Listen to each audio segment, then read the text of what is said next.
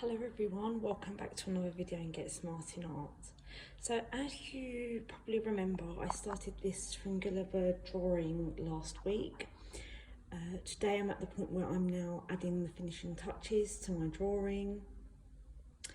And I just wanted to share my progress with you. So I'm now going to do my refining in the form of a time lapse so you can see. And I'll speak to you again once it's completed.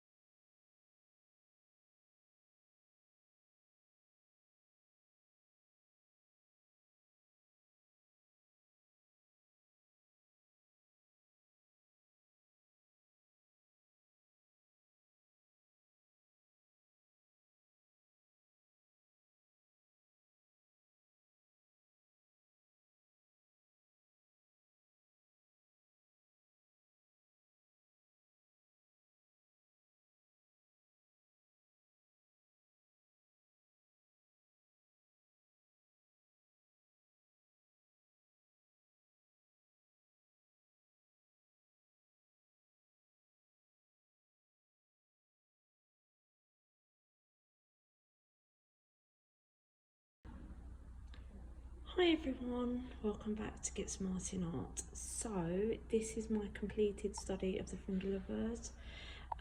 As you can see, I've kept the background quite rough. I haven't refined it. I wanted it to look like this on purpose, just so that it can highlight the subject. These are all things that are within your control.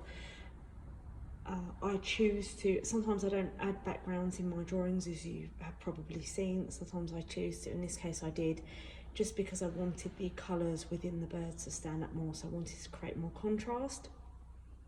The actual background is not this colour, so I'll just quickly show you. As you can see, it's absolutely, there is no relevance. However, I chose to make the background green, just because of the way in which I've drawn it. I felt that green would add more contrast. So these are small adjustments that you can make to your work, and this will enable you to add your own touch onto your work as well.